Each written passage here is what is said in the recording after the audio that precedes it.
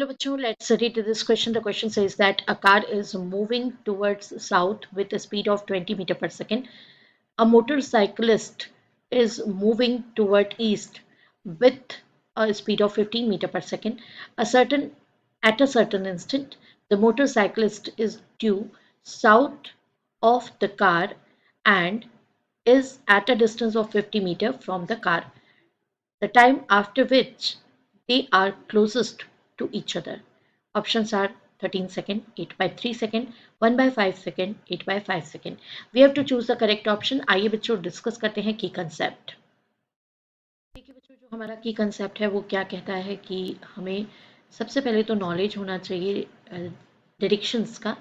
तो डायरेक्शंस के नॉलेज के लिए नॉर्थ, इसके अकॉर्डिंगली अगर हम देखें तो क्वेश्चन में हमें गिवन है कि कार यहाँ से चलना स्टार्ट करती है, मोटरसाइकिलिस्ट जो है वो यहाँ पर है और वो यहाँ से चलना स्टार्ट करता है। मोटरसाइकिलिस्ट की पोजीशन को हम ओरिजिन सपोज कर लेते हैं, दैट इज इसके कोऑर्डिनेट 0 0 है। स्टार्टिंग में हमारा जो सी एम है वो कितना गिवन है, वो हमें गिवन है 50 मीटर, राइट। तो हम सी एम ये डायरेक्शन में चल रहे हैं और 50 मीटर डिस्टेंस पहले तो इनिशियल डिस्टेंस है इन दोनों के बीच का, कार और मोटरसाइकिलिस्ट का। फिर ये चलना स्टार्ट करता है इस डायरेक्शन में, मतलब कार ट्रैवल कर रही है 20 मीटर पर सेकेंड से टुवर्ड्स मोटरसाइकिलिस्ट। और कुछ टाइम के बाद, सपोज हम टाइम टी कवर अप कर लें कि टी टाइम के बाद मतलब एट इंस्टेंट टी सेकेंड, ये यहाँ पर न्यू पोजीशन पे आ गया सी डैश पे। तब तक मोटरसाइकिलिस्ट भी स्टार्ट कर चुका है अपनी जर्नी, तो वो ट्रैवल कर रहा है टुवर्ड्स ईस्ट, क्योंकि ये डायरेक्शन हमें गिवन है तो हम उसी डायरेक्शन में ले रहे हैं कि ये टुवर्ड्स ईस्ट जा रहा है। देखिए मोटरसाइकिलिस्ट कहाँ जा रहा है, तो टुवर्ड्स ईस्ट जा रहा है ना। तो इस तरीके से, और कार जो है वो किस तरफ जा रही है, तो साउथ की तरफ जा रही है, मतलब हमने ये डायरेक्शन लिया टुवर्ड्स साउथ। अब ये 15 मीटर पर सेकेंड से चल रहा है, तो ये कुछ एक न्यू पोजीशन पे आ जाता है ट्रैवल करते हुए। सपोज ये एम डैश है, तो इन दोनों के बीच का जो शॉर्टेस्ट डिस्टेंस होगा ना वो तो होगा सी एम डैश, और इसको कवर करने में जितना टाइम लगेगा उसी को हमको देखना है। तो अभी हम इसको ले लेते हैं आर।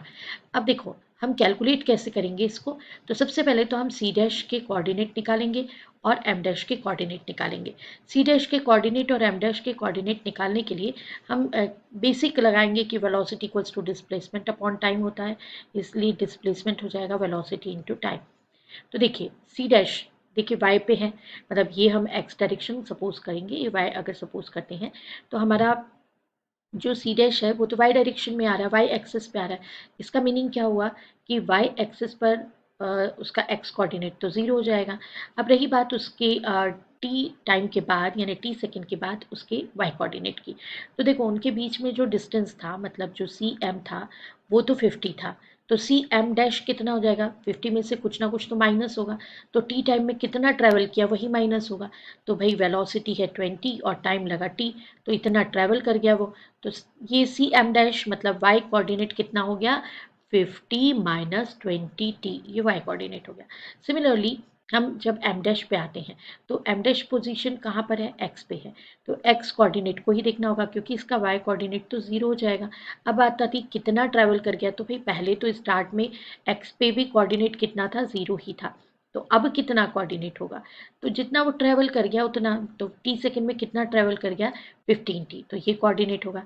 तो ऑब्वियसली जब हमें सी एम डैश कैलकुलेट करना होगा वही हमारा आर है, आर का मीनिंग हमारा सी डैश एम डैश, तो ये हम कोऑर्डिनेट सिस्टम से कैलकुलेट करेंगे, that is x2 minus x1 square plus y2 minus y1 square, ये फार्मूला लगाएंगे। तो आइए अब देखते हैं सॉल्यूशन। तो देखिए बच्चों इसमें वैल्यूज सब्सटीट्यूट कर देंगे, हमने जो वैल्यू कैलकुलेट की है, तो हमें आर का वैल्यू मिल जाएगा रूट ऑफ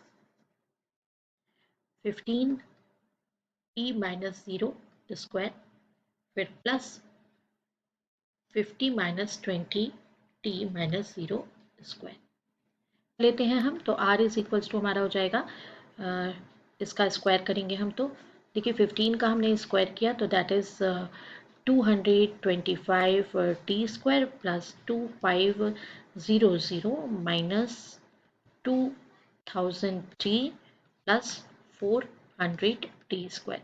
तो बच्चों जब आप इसको सॉल्व करेंगे then you will get inside the root 625t square minus 2000t plus 2500। अब आर पहले तो देखिए टाइम कैलकुलेट करना है शॉर्टेस्ट डिस्टेंस के लिए, तो हमें आर मिनिमम कैलकुलेट करना पड़ेगा। तो फॉर आर मिनिमम हम कंडीशन लगा देंगे, और आर मिनिमम हमारा D R by D T कितना होना चाहिए, 0 होना चाहिए। एंड फॉर दिस पर्पज पहले तो हम ये जो आर है इसका कर देंगे स्क्वायर।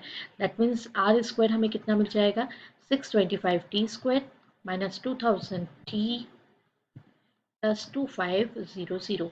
देखिए अब इसको मैंने किया differentiate, that is 2r d are by D t equals to 2t into 625 minus 2000, t का तो हो जाएगा 1 एंड प्लस इसका 0। तो फाइनली जब हम D are by D T, since हमको D are by D T क्या पुट करना है, 0 पुट करना है, तो therefore 2 into D are by D T भी मेरा क्या हो जाएगा, वो भी मेरा 0। वैसे करते समय हमारे पास अब इक्वेशन कितना आ जाएगा, तो 2 into 625t minus 2000 equals to 0. That means 625t equals to 1000 and t equals to 1000 divided by 625। Ultimately मेरे पास ये वैल्यू कितना आ जाएगा, तो ये वैल्यू आ जाएगा मेरे पास 1.6 सेकेंड। अब 1.6 सेकेंड को मैं लिख सकती हूँ t equals to 16/10। 16/10 that means 8/5 second. तो ये 8/5 सेकेंड ये मेरा आंसर है। देखते हैं किस ऑप्शन को मैच करता है, 8/5। Option D is the right option. I hope you understood it well. Best of luck, thank you.